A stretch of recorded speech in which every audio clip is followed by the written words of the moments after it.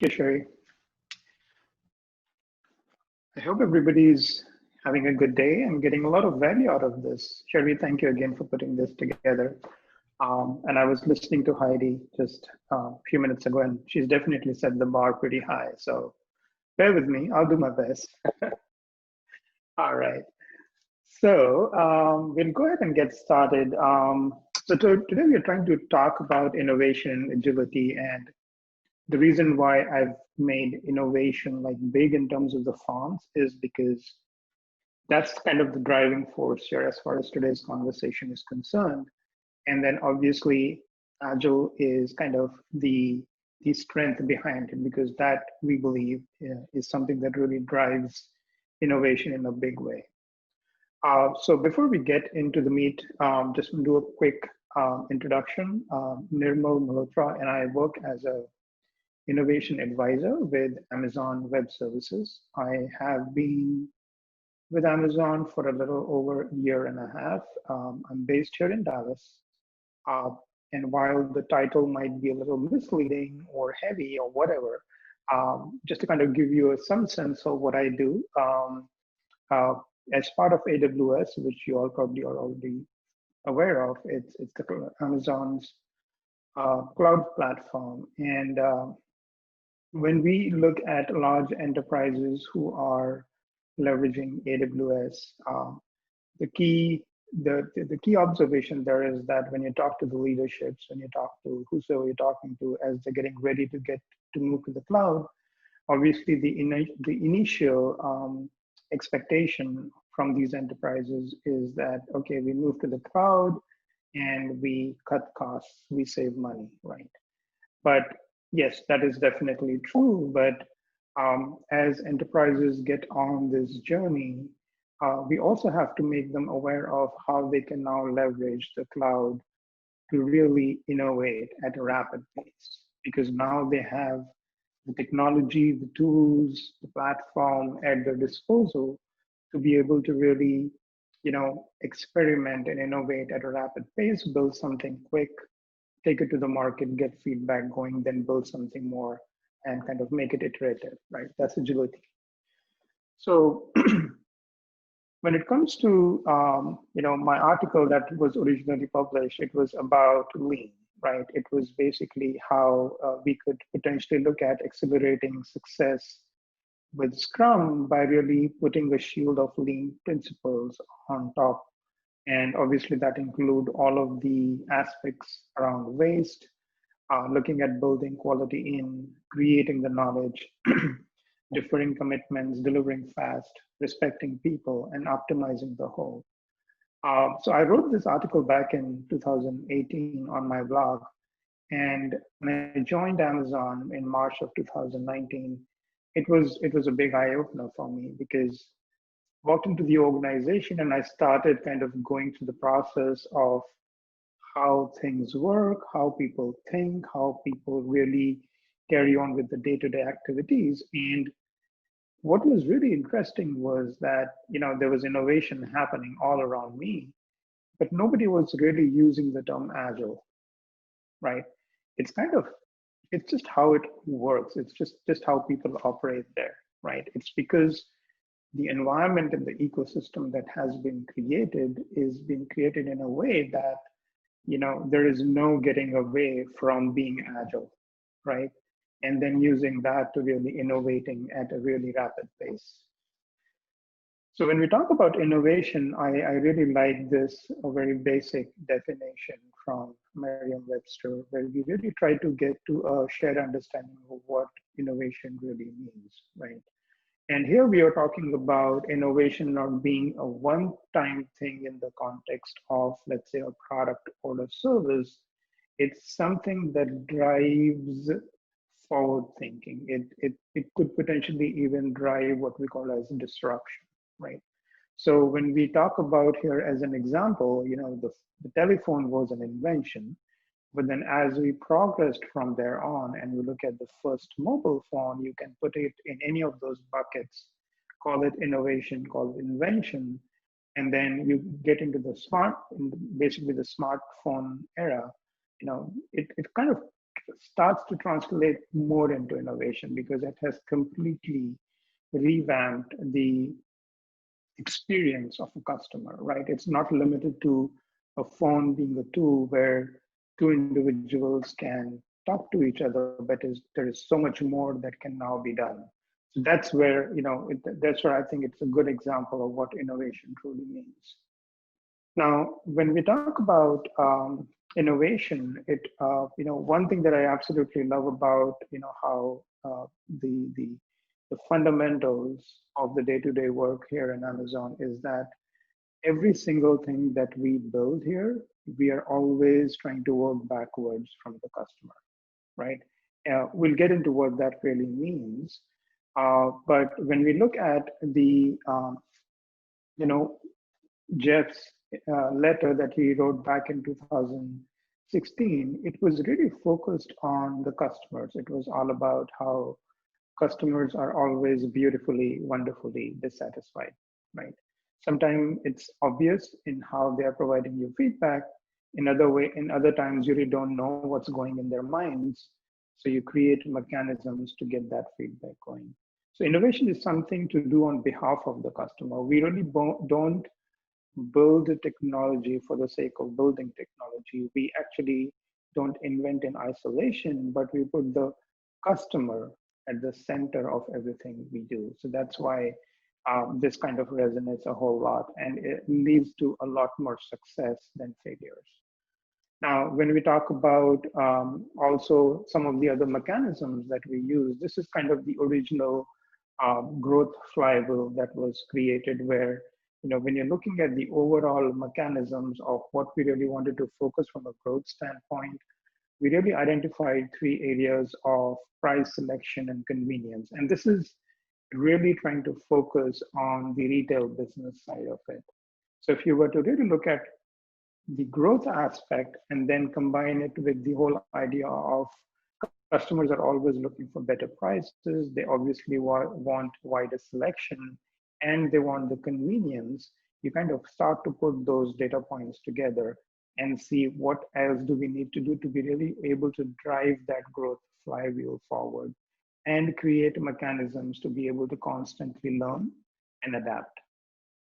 So when it comes to innovation, a typical question that is asked is like, how do we really organize for innovation? And then the four areas that we typically look at is a culture, right? We hear about that from, I would say, everybody. So everybody who's really close to understanding what agile means, what these disruptive organizations are doing, how they are being so successful, what mechanisms that they are building. So culture is definitely the key. And then as you move forward, you start talking about the behaviors and how those behaviors facilitate innovative thinking. So that's where mechanisms come into play. Follow that with the architecture, where you kind of trying to build a structure that supports that rapid growth and change. And last but not the least is obviously the organization. Like, how are we really structuring our organization so that it is able to really run in a way that would lead to innovation, or that would be enabled for innovation. So diving deep into each of these areas, we start by and I'm glad because I was just hearing the Q&A and there was a mention about Amazon's hiring and how these large enterprises, maybe it's a topic for some other conversation. We'll talk about it some other time. But when we look at the Amazon principles, right, we probably are all aware of the Amazon leadership principles. This is kind of very ingrained into the DNA of how the company operates. And by the way, I'm not really trying to sell Amazon. It's just, in my mind, things that have truly been different and that have led to where I see the organization where agility is not something that is spoken about day to day. It's just something that is in the DNA of the organization. So for some of you, you might probably already be aware of these 14 leadership principles. But at the end of the day, what we look at is that every one of us is a leader on our own mission, right? And when I say mission, we are all working on different opportunities, engagements where we are putting certain aspects of these leadership principles into play, depending upon what problem we are trying to solve. So we are really trying to make the most of these principles. And it is even more interesting because when we are having certain conversations within the organization, we tend to really call these leadership principles out loud all the time. So, for example, if Shri and I were having a conversation and we cannot get to an agreement, you would always hear me or Shri talk about let's see how we can disagree and commit, right? So because both parties cannot come to an agreement, let's disagree, but let's commit to a decision we are making, go to a certain extent, then decide is it really getting us closer to what matters to us versus saying that don't think we are getting there, let's come back and inspect and adapt, right? So these are just some of the principles, and I'm going to dive deeper into a couple of these, right? Um, so one of the leadership principle here is to invent and simplify, and we try to put this at the heart of everything that we build, right?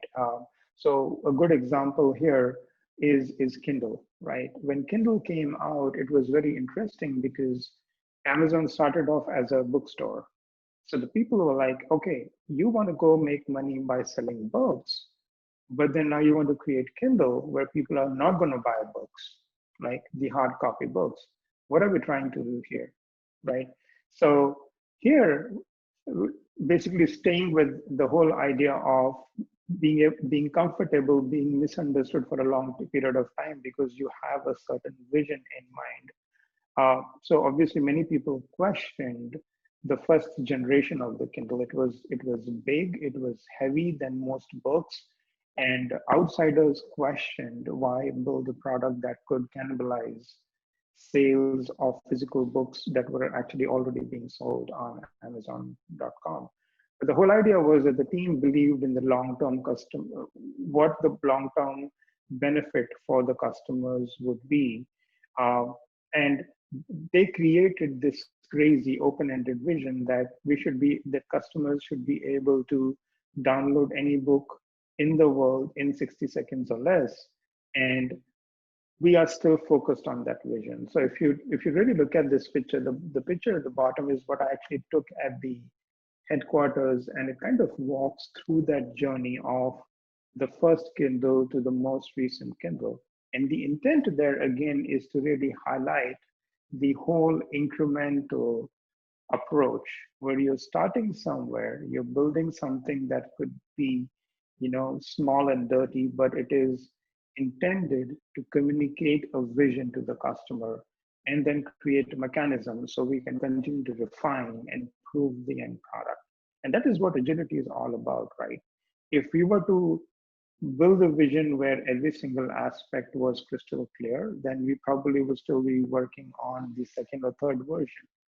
And that's exactly why there have been so many different versions, but you still have customers who are using the earlier version even at this time. Similarly, we had another example when AWS first came into play, and this was an interesting article where, uh, you know, Business Week mentioned that Jeff wants to run your business with his web technology, and it was a very risky bet. But the fact of the matter is that we experimented with it. We didn't create all the 180 some services that are there. We just went with a few.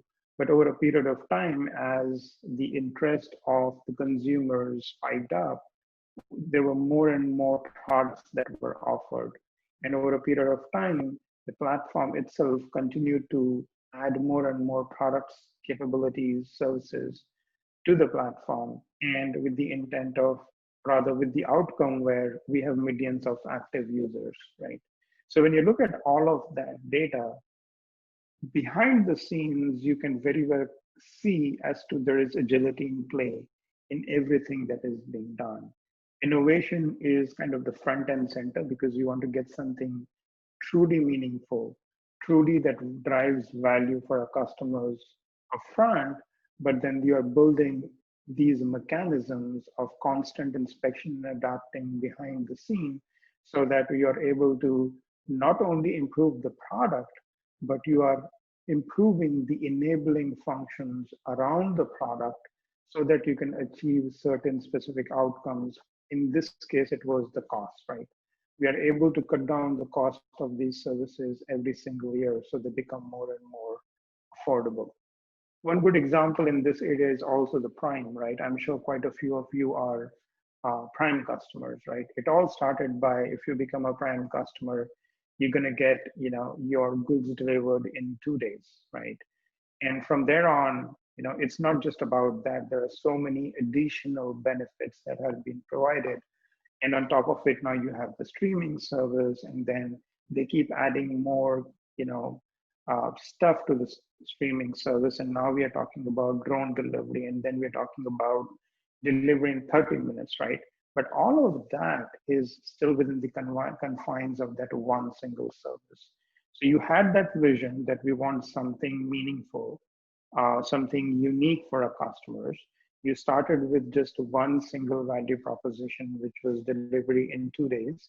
And then you continue to refine it, continue to really maximize the value of the investment that your customers are making in you, and so that they stay with you and they get the value of what you're producing.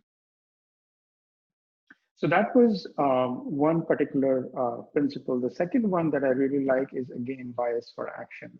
This one is great because this typically comes into play when there is an element of risk involved. So most decisions that are made in large organizations obviously have an element of risk. Some of them are known, some of them are unknown, but how do you create a mechanism that allows you to deal with these kind of risks? And which is where, you have to find a method where, in this case, this mechanism where every time we run into a conversation around building a new product or enabling a new capability, the question is this a one-way door or a two-way door, right? So the idea is that we are able to decide when it's appropriate to move quickly. Well, we'll a clue in this direction whether it is reversible or not. And then this is kind of a one helpful mental model that has been developed so that every time we are in the middle of a decision where we don't know which way to go, the question we ask is this a one-way door or two-way door? We want a more two-way door. So if we go out and it turns out that that particular decision wasn't the right one because we had a certain hypothesis, we built something, customer didn't like it, we can come back. We can make this suitable changes, and then we can go out and try again, right? So obviously there are certain decisions that are one way, in which case we will be like, okay, let's make, probably this is something we need to spend a little more time, get better on creating that clarity on if this decision is in the best interest of the customer or not. But otherwise, the main question we ask is, are we going to be able to come back? And if the answer is yes, let's go ahead with what we know and we'll come back and adjust, right? So that was basically around the culture and how these mechanisms and the leadership principles really help create a culture where teams, individuals, product teams, whatever you may, are able to really ask some really subtle questions and also use these leadership principles to drive innovation, which is obviously fueled by the whole agility mindset at the back end. So from culture, we kind of move into the mechanisms, right? These are basically behaviors that facilitate, that enable that innovative thinking. And when we talk about a mechanism, it is basically a complete process, a virtuous cycle that reinforces and improves itself as it operates. So we build tools, drive adoption of those tools, and then we inspect the results to see whether we are having the impact that we intended. So we then improve our mechanisms. So there are many types of mechanisms that we have. These allow us to scale and help leaders operate beyond their direct line of sight. So examples One example of this is the end-on card. So love to share this real thing that happens. End-on card is, I'm sure most of you are aware of from the whole Toyota production system.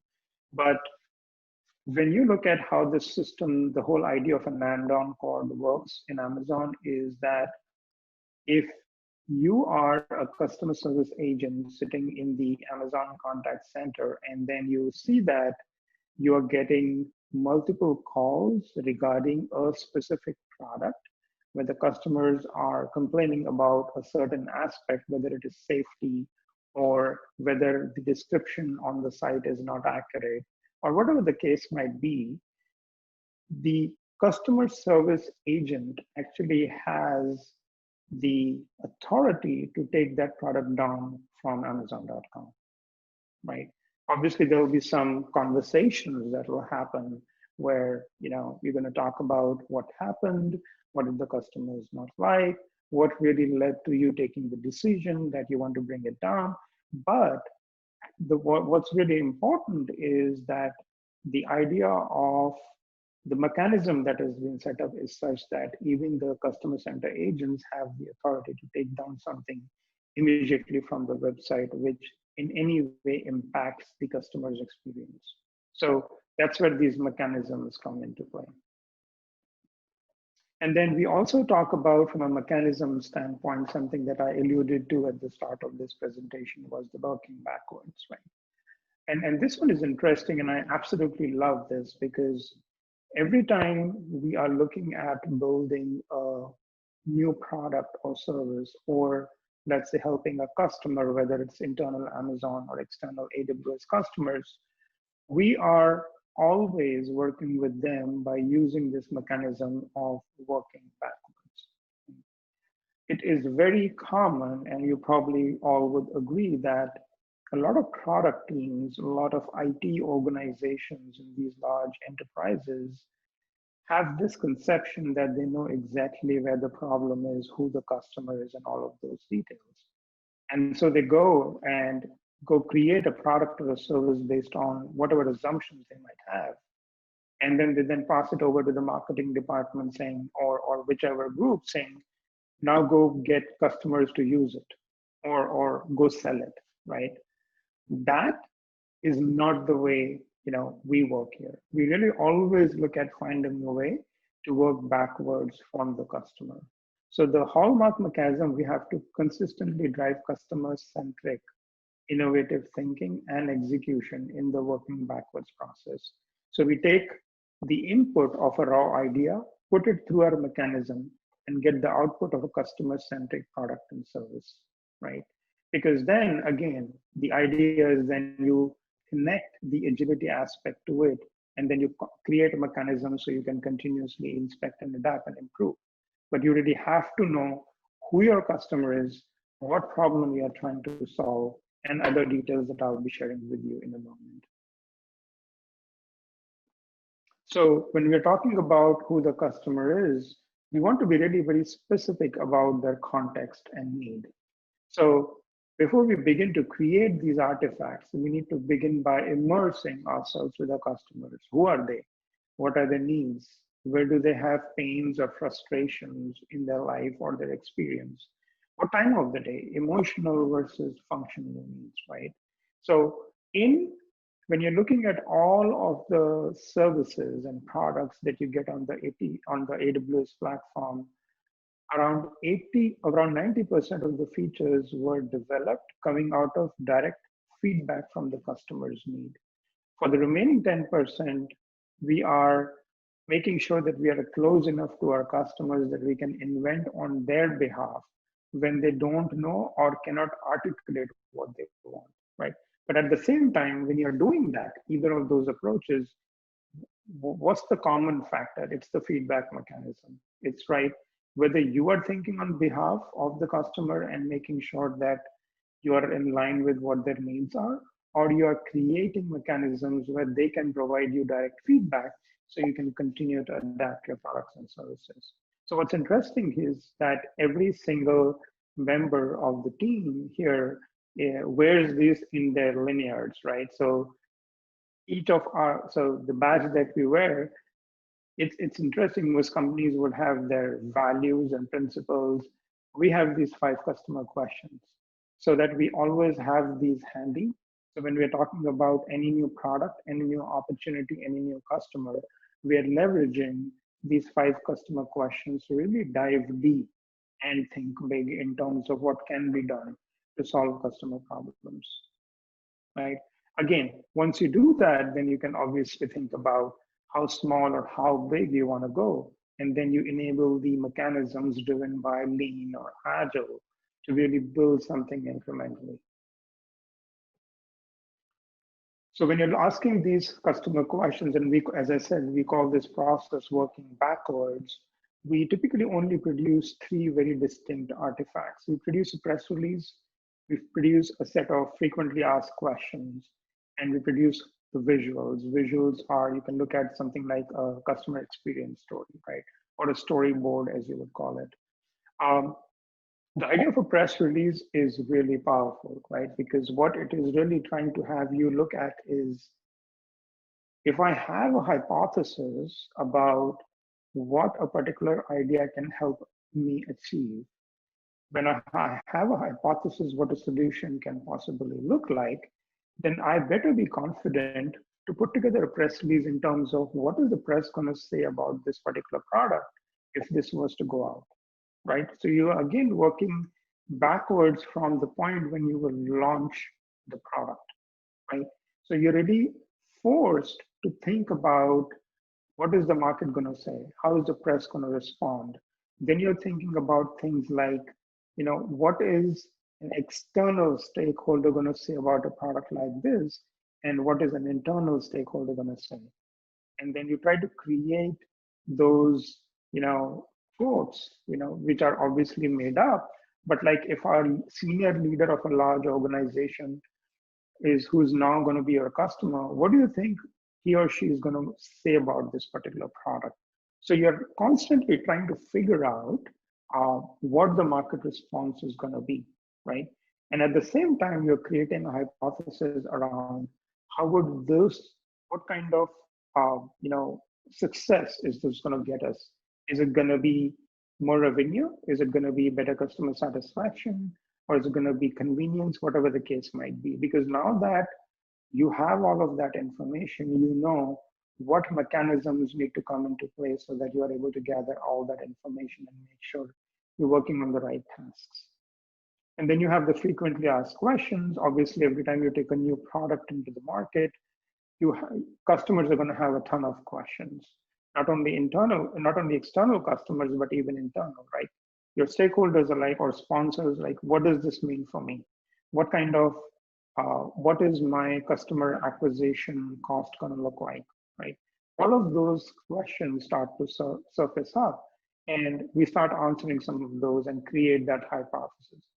At no point in time does any of these artifacts become any kind of commitment. This is all a hypothesis. There is an agreed vision, there is an agreed end state that we have in mind. Now, once we have this, we're going to start articulating certain ideas or experiments that we can conduct in a real rapid pace so we can prove it to the market or prove it to ourselves whether it is still something worthwhile investing in. And here I would like to share a real example that happened in this COVID situation. Back in the month of April, we had the state of New York reach out to us and saying that the hospitals in the state of New York currently are getting completely overwhelmed with the number of calls they're getting, because patients or general public, as they're getting a slightest bit of cough or fever, their immediate response is to call the hospital and see if they can come in and get appointment. But what that was really resulting in was that the nursing staff in the hospital was spending almost 60 to 70% of their time just answering phone calls versus really attending to the patients. So we met a couple of these hospitals on Friday, and we kind of just tried to understand the problem. We created a very initial press release and a FAQ. And Over a period of 6 working days, the team actually built a Alexa skill where when now an individual calls the hospital, they are asked a predefined set of questions. There were about 9 or 10 questions, and based upon the response that the caller is giving, Alexa itself could tell them whether they should come in versus they should stay home and quarantine, right? That in a matter of just 1 week was able to take away that burden from the nursing staff. And the great thing about that particular use case or instance was that we didn't really build a perfect solution. It wasn't like, oh, okay, how's it going to sound? Do we need to cater to different languages and blah, blah, blah? We didn't go all the way through. What we said that our focus right now in the next 1 week is to reduce the time that the nursing staff is spending on the phone so they can really start focusing on the patients. And in a matter of about 3 weeks, we were able to reduce that burden by almost 70%.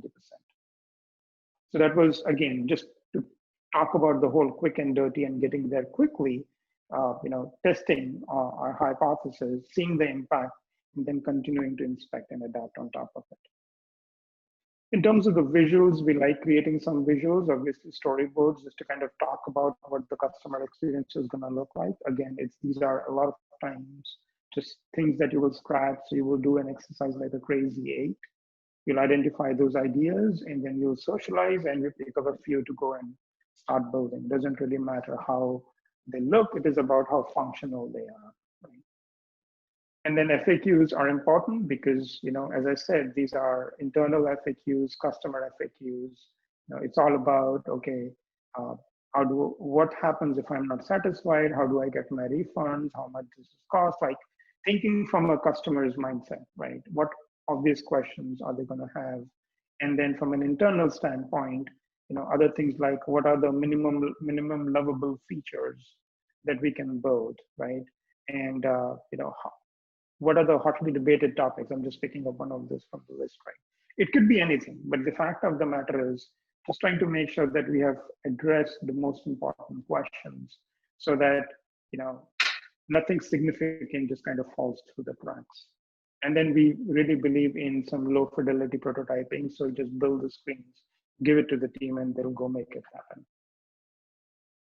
So, and then when we build this press release, obviously, there's a lot of great ideas that come in, and then we take those ideas and we, put it on a roadmap for, think big, things that we can build over the next months and years, but making sure that everything that we're talking about aligns with the vision that we have for the product. So this is where the whole idea of working backwards. So somebody questioned Jeff on why he thought can a team excuse themselves from the whole working backwards process, and this was his response, right? Most companies write their software, build the product, they get it all working, and then they throw it over the wall to the marketing department saying, okay, here, go sell this, right? This, according to him, is working backwards. So we kind of trying to adapt that, but with the whole idea of having that agile muscle so that you're building small, you're validating your hypothesis, then you're building again, and you kind of take that cyclic, that process over and over again. And then we have, how do we organize for innovation? Obviously, organizational from a structural standpoint. You talk about complexity, you talk about things like that, right? How do we really organize for innovation so we can support that rapid growth or change or innovation, right? And here we talk about making sure that we are creating components, whether they are teams, whether they are product components, whether they are code snippets. We are making sure we are very conscious about the fact that when you're looking at everything, we have to think that from a microservices standpoint, right? So there is whatever piece, whatever component you're creating, it has a single purpose that it can drive, and it stays focused on that. But also it is enabled so it can connect with other single purpose components or capabilities to be able to create something tangible or meaningful for our customers. And along that way, what has transpired is the whole AWS platform, because now if you look at it, you now have a platform that has 180 some services where you can literally go and then just plug and pick up certain aspects of these microservices and bring them all together. And you can actually have a working piece of product or software up and running in a very short period of time. And that's how you can leverage it to drive innovation, kind of think beyond just the cost element from a cloud adoption standpoint. So what's interesting is that that thought process has kind of gone all the way from where the company started into how it continued to expand its products and services now into the whole AWS platform. And it just continues to be like the terminology that I'm using here is working backwards, around the leadership principles, around microservices. You will hear these terms being called out time and again in all of these conversations, because that's how seriously we take these, right? And in terms of continuous delivery, I was kind of completely blown away when I actually saw this metric. And this is actually back in 2018. We published that we did 194 million deployments in that year into production, right? Which I can't even calculate, like it's like deployment every second, multiple deployments every second. But that's kind of the speed at which things are getting deployed. And obviously with the whole AWS coming in to the picture, it's going to only get, better, I would say.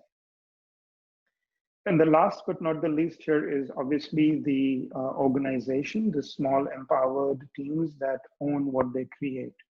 Now you can do the working backwards. You can have a good understanding of what the customer wants. You can create your hypothesis. But then if you control the people who actually make that a reality and you create processes that they have to follow, there's a good likelihood that they're going to kind of not get you where you want to be. So it is extremely important in our ecosystem to really look at only hiring people who are builders, right? And we then allow them to build. That's extremely important for any kind of agile or any kind of similar mechanism where you want to get something out faster. And that's where the whole idea of a two-pizza team construct comes into play, right? This is probably not unique to Amazon. I'm sure a lot of other companies talk about this, but the idea is that if you have a team that is big enough where you cannot feed them with two pizzas, it's too big, right? So you need to make it small and get it to a point that the team can probably get a good lunch just with two pizzas. And this is still the case here. Even with almost 900,000 employees, we still have these two pizza teams pretty much in every aspect of the business, right? And these are then the bunch of, as I said, these are the builders who are now being given the tools and the mechanisms to be able to constantly inspect and adapt, build small, experiment, validate hypotheses, then come back and build again. And which is obviously what this slide is about, where you're talking about experiment early and frequently, where enable experimentation via primitives, build on existing services, right? Try to use as much as what's out there. Lower the cost of failure. We already know that, right? We want to be able to conduct small and frequent experiments. Only then you can lower the cost as it applies. And then prototype and iterate a lot. Do that as much as you can and embrace failure as a learning along the way. So what was interesting is in 2015, when if you look at this letter, it does talk about the whole idea of failure and invention and how they are inseparable twins, right? Where to invent, you have to experiment. And if you know in advance that it's going to work, it's not an experiment, right? So it's interesting because like in my role, when I go and meet a lot of these C-suite execs, they want to create a company that is innovative in many ways. They want to leverage the cloud, but they really don't have the appetite for experimentation, which is where it gets interesting, which is where our role comes into play. And then we are now helping more and more organizations embrace those mechanisms and be more innovative. And the idea is to learn from failures. Obviously, you guys already know all of these stories. These are all the failures, and I'm sure there are many, many more we don't even know about. But then the fact of the matter is that, okay, it was an experiment. We learned something. Now, how do we take that and apply in terms of either the process, the people, or whatever else to build something better for our customers? So to recap, so there are four aspects that go into how we organize for innovation. And when you do this, you can take innovation, which is usually managed centrally by most companies, and move it to the edge. And we found that these are all interconnected. These four concepts all work together to make something that is greater than the sum of its parts. If you remove one of these, you won't really get the same result. You will certainly get value out of the platform, which is a result of whether the architecture or the APIs or services, whatever you want to call it, but it's going to be really hard to bring them all together. So are your values reinforced every day through hiring, promotion, and performance feedback? We need to ask that question. How do you organize teams? Those are some questions. How do you empower those teams so you can experiment what the culture and kind of feel the culture that is being created? And what are the mechanisms you have for empowering your organization to propose new ideas and constantly be on the lookout to conduct these experiments? So with that, just kind of last thing here. So we have three big ideas. We want to always keep the customers first. We always want to invent on their behalf, right? And then keep them first, invent, and be patient, right? The last one is obviously very. It can get uncomfortable for a lot of organizations being patient because most people want immediate results. But the fact of the matter is, only if you are able to stay patient, you can leverage, all the hypotheses you're creating, the feedback that you're getting, and then incrementally make those improvements, driven by certain mindsets around agile, lean, whatever mechanism would work in your context. But the fact of the matter is, building incrementally is the way to go, and using the whole idea of staying customer obsessed, not competition obsessed, really adds the fuel that you need to kind of fire all cylinders. So that's all I had. Hopefully, this was informative. Tells you a little bit about the culture. Tells you a little bit about why you can be agile and not talk about Scrum all day long and talk about your velocity and the numbers and whatnot. But the fact of the matter is, if we can equip ourselves to be able to ask the right questions, to build the muscle to kind of conduct experiments, to be able to then validate the hypothesis and use that to continuously inspect and adapt.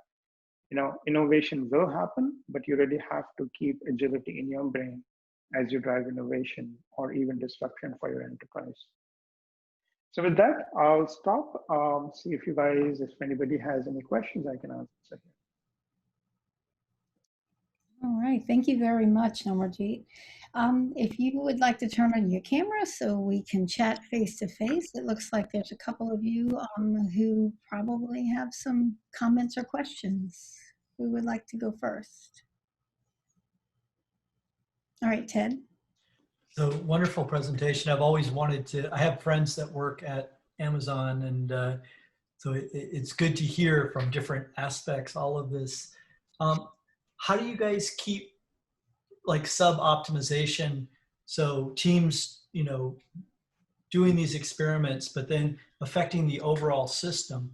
How do you keep one thing from hurting something else? So at the end, the customer's not getting actually some benefit, or how do you stay focused on OKR kind of mentality, outcomes over outputs? Oh yeah, so what's interesting is, as I was talking about the whole idea of working backwards in the PRFAQ, right? The PRFAQ is not complete till we have our hypothesis inside it around what those outcomes would be, right? That is not a commitment by any means. It is purely for us to, forecast, what outcomes would really create the level of impact that you want to create. And then once you've really aligned on that, is then you enable those mechanisms, which could be teams, which could be processes, which could be the use of the platform, to say, what structure can we create today that can best enable us to get as close to those outcomes as possible, right?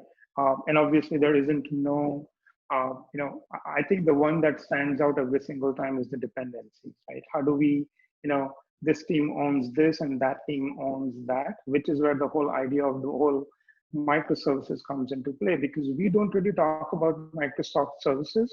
I'm sorry, we don't talk about microservices only in the context of the services you're building or the code that you're writing. We talk about microservices even in the terms of how you break the system down, right? So that you have as much as possible these independent components that are capable to connect with any other component and produce the outcome that is expected, right? So to give you an example, I was recently working, helping insurance organization, and obviously we all understand how insurance organizations are structured, right? Coming in, forget about technology. We didn't even talk about microservices in the context of technology. We spoke about microservices in terms of the organizational structure first. How do you create an organizational structure where teams, yes, probably own an aspect of the larger ecosystem, but they are also acceptable in being vulnerable enough where they're letting other team come and work on what they have created, right? Because that's where again the one way or two way door conversation also happens, right? What is the level of risk involved if I let this team go in and start working on something? If the answer is, well, it's okay, let them experiment, we'll work with them, we'll let a couple of our team members work with them, and if it doesn't work, we can always come back. And when you have an ecosystem where you're deploying code into production like hundreds of times in a day, you really don't need to have a rollback plan in your mind, because you build something, if it breaks, your mindset is let's go fix it, right? You're not really trying to roll it back and have those rollback strategies and things like that.